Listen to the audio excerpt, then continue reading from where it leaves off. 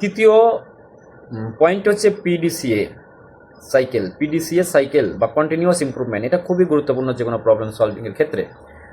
আমি আবারও বলছি, পিডিসিএ সাইকেল এটা হচ্ছে কন্টিনিউয়াস ইমপ্রুভমেন্ট, যেটার কারণে প্রবলেম সলভিং করা হয়। তো এটা কিভাবে কাজ করে? পিতে হচ্ছে প্ল্যান, ডিতে ডু, সিতে check and A for act. অর্থাৎ plan, do, check and act. এই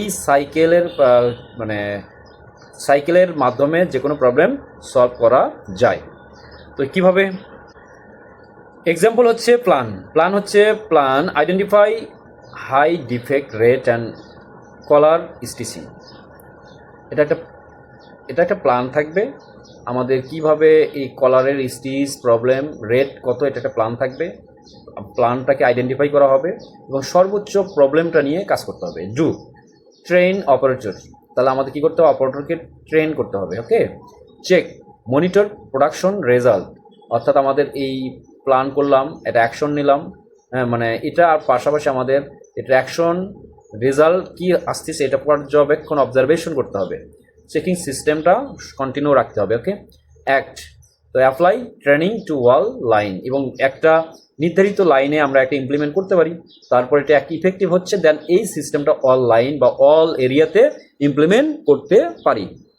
এটা হচ্ছে প্ল্যান, ডু, চেক অ্যান্ড অ্যাকের অ্যাক্টিভিটি। এই যে পিডিসি এর মাধ্যমে আমাদের কন্টিনিউয়াস ইমপ্রুভমেন্ট হতে থাকে। গার্মেন্টস কোয়ালিটি ইমপ্রুভমেন্টের একটা গুরুত্বপূর্ণ পয়েন্ট। প্যারেটো অ্যানালাইসিস আমাদের একটা গুরুত্বপূর্ণ টুলস প্রবলেম সলভিংয়ের জন্য।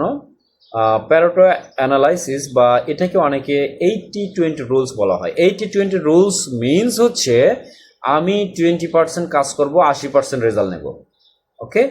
20% পরিশ্রম, 80% রেজাল্ট, এটা খুবই ইম্পর্টেন্ট একটা পার্ট। চলুন আমরা এটা কিভাবে কাজ করে জেনে নেই।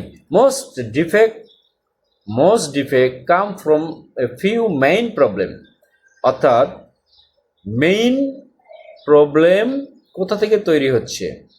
ফিউ মেইন প্রবলেম নিয়ে আমাদের কাজ করব, যে মেইন প্রবলেমটা নিয়ে কাজ করলে আমাদের রেজাল্ট 80% আসবে। তো 80-20 রুলসটাকেই বলা হচ্ছে প্যারেটো অ্যানালাইসিস। ওকে।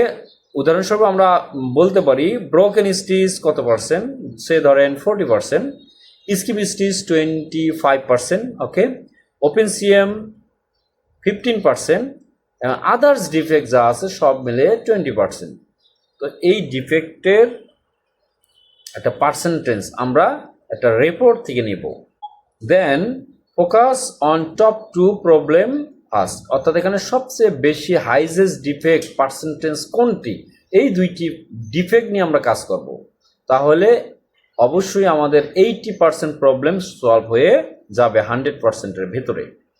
তো এটাই হচ্ছে মূলত 80-20, অর্থাৎ 80% রেজাল্ট আসবে 20% কাজের জন্য। এর জন্য আপনাকে ডেটা অ্যানালাইসিস করাটা খুবই জরুরি, তাহলে আপনার প্রবলেম সলভিংটা অনেক ভালো ইফেক্টিভ হবে। ওকে। পঞ্চম নম্বর টুলসটি হচ্ছে রুট কজ অ্যানালাইসিস, যেটাকে সংক্ষেপে RCA বলা হয়। নতুন বন্ধুরা, RCA সম্পর্কে আপনাদের অনেক বেশি পরিমাণ স্টাডি করতে হবে। চলুন আমরা RCA নিয়ে ডিটেলস একটু আলোচনা করা যাক। তো যেটি বলছিলাম, রুট কজ অ্যানালাইসিস বা RCA অর্থাৎ হচ্ছে একটা ডিফেক্ট কেন হচ্ছে, এই ডিফেক্ট হওয়ার রুট অ্যানালাইসিস করতে করতে রুট বের করা, মূল কারণটাকে খুঁজে বের করাটাই হচ্ছে RCA। আবারও বলছি, কোনো প্রবলেমের মূল ঘটনা, মূল কারণ খুঁজে বের করার নাম হচ্ছে RCA।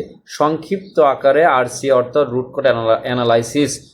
Cause analysis. তো আপনারা বুঝতে পারছেন, রুট কজ অ্যানালাইসিস অর্থ হচ্ছে কোনো প্রবলেমের গোড়ায় যাওয়া, অর্থাৎ কোনো প্রবলেমকে মূল কারণটা খুঁজে বের করাটাকে বলা হয় RCA। যেহেতু আমরা বুঝতে পারলাম RCA কি, এখন আমরা একটা প্রবলেমের RCA করতে পারি। যেমন শেড ভেরিয়েশন প্রবলেম, একটা ধরেন শেড ভেরিয়েশন কেন হয়, কোথা থেকে হয়, কি কারণে হচ্ছে, এটাকে খুঁজে বের করার একটা প্রসেস আমরা দেখব। তো আমরা রুট কজ অ্যানালাইসিস করে যেটা জানলাম, শেড ভেরিয়েশন কেন হচ্ছে। প্রথম পয়েন্ট হচ্ছে ফেব্রিক ফ্রম ডিফারেন্ট ডাইলট, বিভিন্ন ডাইলট থেকে ফেব্রিক্স কালেক্ট করা হচ্ছে এবং এটার কারণে এই শেড ভেরিয়েশনটা গার্মেন্টসে স্টেজে আসে হচ্ছে। একটা কারণ পাইছে। দ্বিতীয় কারণ কাটিং মিক্স আপ, আরেকটা কারণ পাচ্ছে। ঠিক আছে, ডায়লট ঠিক আছে, কাটিংয়ে আনার পরে এখানে কি হচ্ছে, মিক্স আপ রুল থেকে কাটিং করা হচ্ছে, যার কারণে পার শেডটা হচ্ছে বা শেড ভেরিয়েশনটা হচ্ছে। আরেকটা কারণ রুট কজ খুঁজে পেলাম হচ্ছে ইমপ্রপার বান্ডিল কন্ট্রোল, অর্থাৎ কাটিং ঠিক দিছে, আমার ফেব্রিক ডায়লট ঠিক আছে, বাট সিস্টেমটা প্রপার মেনটেন করার কথা ছিল। বান্ডিল কাট যেটা হচ্ছে লাইনে মেনটেন করার কথা, সেখানে বান্ডিল কাটার সিস্টেম মেনটেন করা হচ্ছে না। বান্ডিল কাট প্রপারলি সিস্টেম না করার কারণে এক পার্টস আর একটা বান্ডিলে ঢুকতেছে, যার ফলে পার্টশেড বা শেডিং হচ্ছে। এটা একটা কারণ, এর কারণেও আমাদের শেড হচ্ছে। তো এই সিস্টেম, তিনটা রুট আমরা পেলাম শেড হওয়ার পেছনে। তো এইভাবেই মূলত বিভিন্ন ডিফেক্টের রুট কজ অ্যানালাইসিস করতে হয়। চলুন 6 নম্বর পয়েন্টটি আমরা জানি। আমাদের টুলস হচ্ছে standard corrective action. Standard corrective action এটা হচ্ছে আমাদের একটি প্রবলেম সলভিং এর একটা টুলস। এটার মাধ্যমে আমরা কিভাবে প্রবলেম সলভ করব।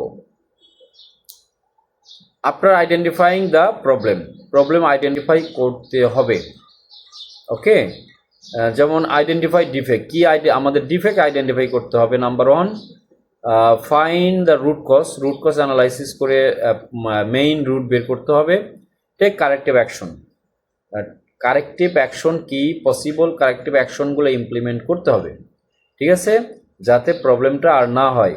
তারপরে ইমপ্লিমেন্ট প্রিভেন্টিভ অ্যাকশন,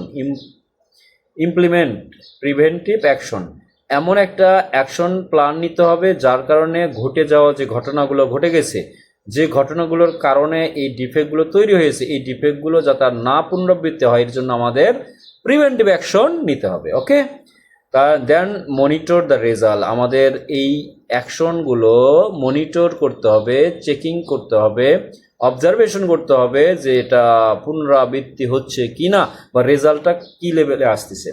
তো সেই মনিটরিংটা পর্যবেক্ষণটা পর্যাপ্ত পরিমাণ রাখতে হবে। জি, আপনারা জানলেন কিভাবে প্রবলেম সলভিং করতে হয়। প্রবলেম সলভিংয়ের এই টেকনিকগুলো খুবই গুরুত্বপূর্ণ। আপনি গার্মেন্টসে ডিফেক্ট কন্ট্রোল করার জন্য, অর্থাৎ গার্মেন্টসে কোনো প্রবলেমে পড়ছেন, প্রবলেমগুলো সলভিং করার জন্য খুবই গুরুত্বপূর্ণ। এই প্রবলেমগুলো নট অনলি গার্মেন্টস ট্রেডের জন্য, যে কোনো বিজনেস, গার্মেন্টস রিলেটেড বিজনেস অথবা যে কোনো বিজনেসও ইমপ্লিমেন্ট করার মতো একটা সিস্টেম। এই সিস্টেমগুলোর মাধ্যমে আপনি আপনার প্রবলেম থেকে বের হয়ে আসতে পারেন অথবা প্রবলেমগুলো সমাধান করতে পারবেন। ধন্যবাদ।